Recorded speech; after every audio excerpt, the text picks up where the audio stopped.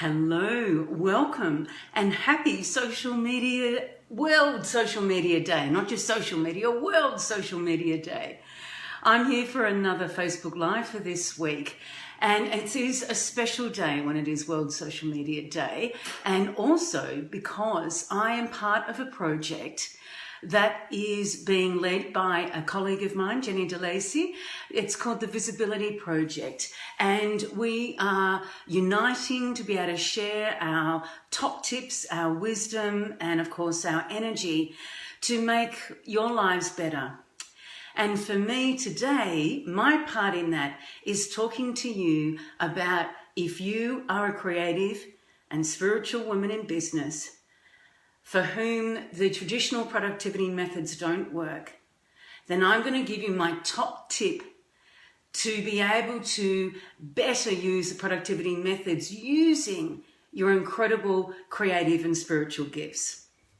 Okay, so I'm Bolger-Harris, of course, and I do indeed work with creative and spiritual women in business. So my particular strengths are around productivity, but I love coming at productivity, as I call it, utilizing my strengths, which I believe are, I have a logical brain, but I definitely have a creative, in fact, an incredibly creative and spiritual part of me as well.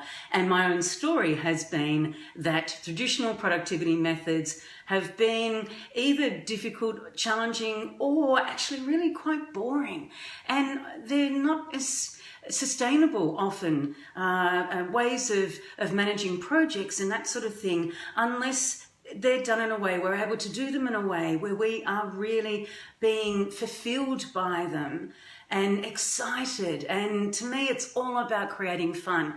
I want productivity to be fun and for everyone to actually want to be productive, to be able to better their lives and have fun in the process and that sense of fulfillment. Because if we're creative and spiritual, that is the case, that most of us want that as well. So why do I think that traditional productivity methods aren't perhaps suited to those of us who are really creative and spiritual?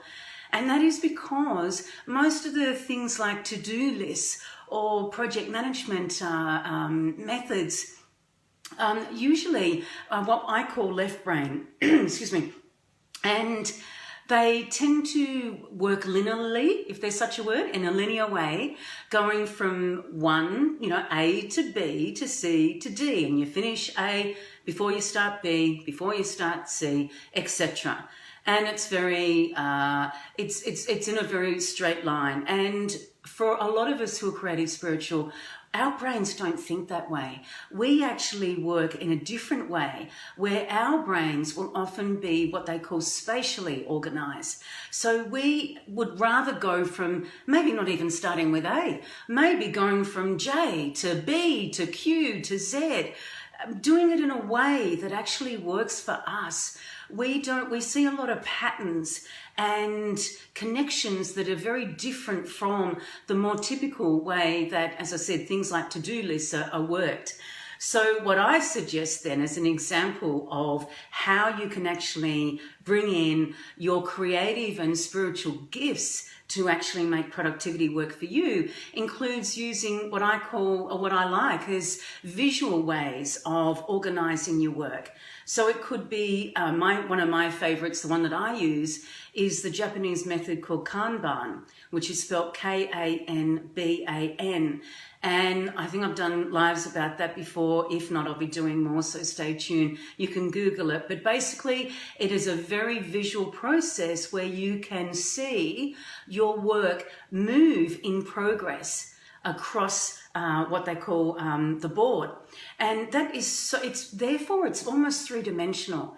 And again, we are spatially oriented, and that just makes so much, it makes so much more sense. I've worked in my corporate career in the more traditional productivity methods, but I always felt there was something missing. And this is the way that I have found to bring my work to life, to enable me to be able to achieve the things that I want to. And using something like Kanban, where you can see your all the things that you're doing, your goals, or how I prefer to call them, inspired actions, what work it is that you actually want to be doing for a particular day. And as I said, you can see it move across.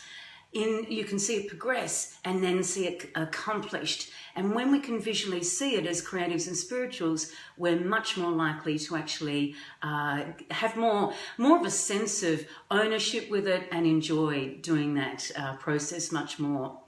Another thing with when someone's creative is instead of writing things down, again, in a linear way, the traditional way that we write, I suggest to my clients, if they want to, is they can draw things like creating a storyboard instead of a written plan, a written boring plan. You can do a storyboard, pictures. You could decorate it in whatever way that you like. And if you're creative, you're likely to actually really like doing that because, as I said, it becomes much more fun. You can use different colour. You can actually make it an art project if you wanted to do that. It's up to you. Because at the end of the day, what we want is something that you have created, being creative, and that you are expressing your creativity. And as I said, that means that you're going to own it more, you're going to understand it more, you're going to be wanting to actually keep going because unfortunately, a lot of us when we're creative is we love starting things but may not necessarily be so good at finishing them. So these sort of tips that I have for you are enabling you then to actually finish them. Another thing when, particularly spiritual, but not suggesting it's for, not for people who aren't, who are creative, is the value of meditating.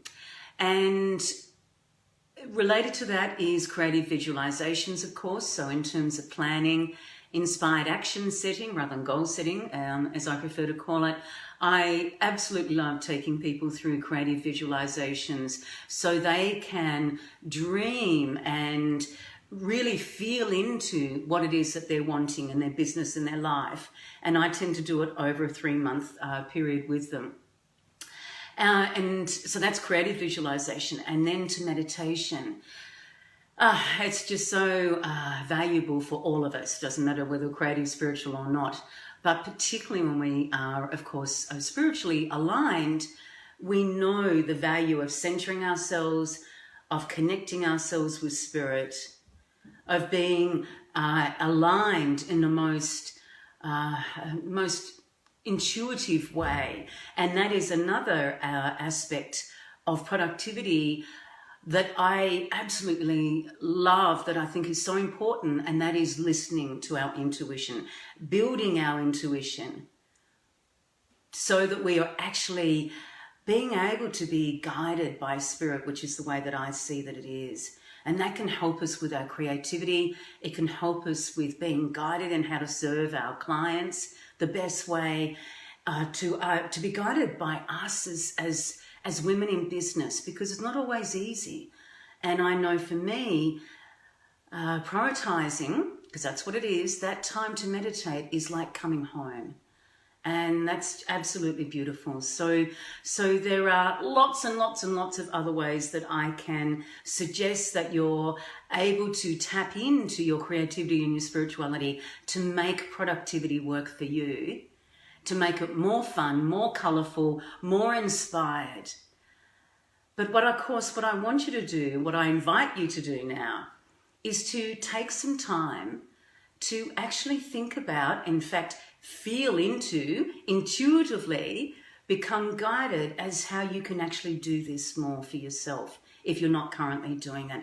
How can you make the way that you are productive more fun, more creative, more spiritual, so that you can get the greater fulfillment, actually the success that comes on the other side of that, and just feel, as I said, so much immersed in it and in such a fun way. And I can guarantee you that your clients will really love that, because your energy will be different.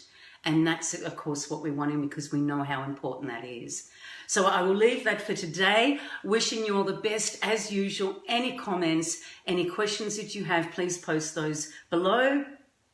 And of course, I invite you, if this interests you, if you would like to learn more, to please contact me, and I'd be happy to have a chat with you about how I can support you further. So with that, I say blessings, namaste, and bye for now. See you later. Love to you all. Bye-bye.